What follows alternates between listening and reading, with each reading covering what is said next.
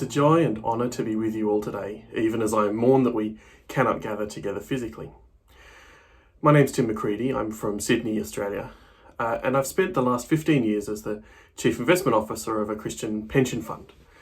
And I want to share with you some reflections on what I've seen over those 15 years of wrestling with the question of what it means as a follower of Jesus to faithfully invest. It's been an amazing journey.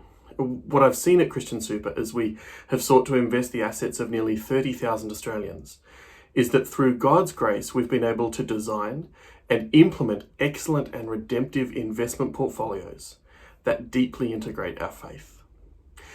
We've done this through a framework that explores every aspect of how our faith outworks in our investment portfolio. Screens that orient our portfolio away from investments that rob, kill, and destroy. Dialogue with companies to nudge them towards positive change in ways that value creation and preserve human dignity. Even a dedicated impact portfolio that invests in ways that steward creation well, promote human flourishing, and deliver spiritual impact. All of this can be done. All of this has been done at scale and with institutional excellence. In a society that is increasingly hostile towards Christianity, we've been consistently recognised in Australia and around the world as a leader and pioneer in responsible investing. But as I reflect back, I'm also drawn forward.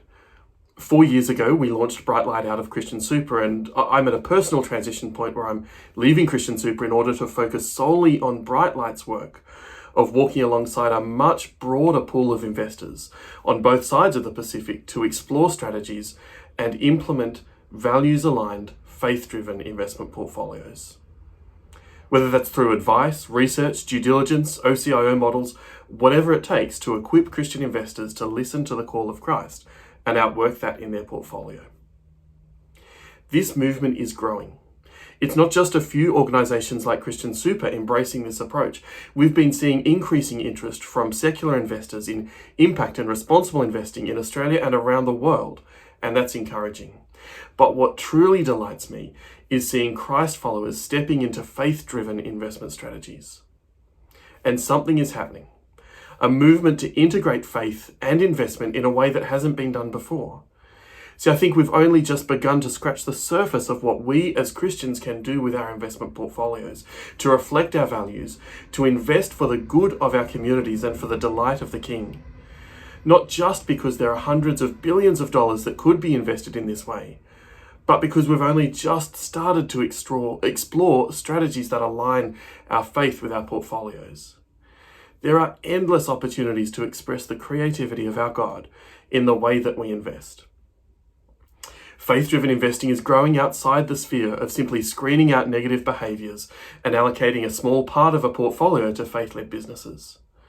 I'm seeing ways of understanding and applying our faith to our investments, ways that I never imagined. Residential communities built around a core group of believers who live intentionally in those communities to love their neighbour and share the good, deploying investment capital in property. Christian-led businesses that are combining profit and purpose to glorify God. Christian investors expressing their faith in boardrooms. Social impact bonds that allow Christian organisations to outwork their faith as they deliver cost-saving and life-transforming solutions to social problems. Expressions of faith-aligned investing even in listed markets. You see, we can express our faith, investing for the care of creation which God has given us to steward, investing for the flourishing and the well-being of individuals and communities in Australia, the United States, and around the world.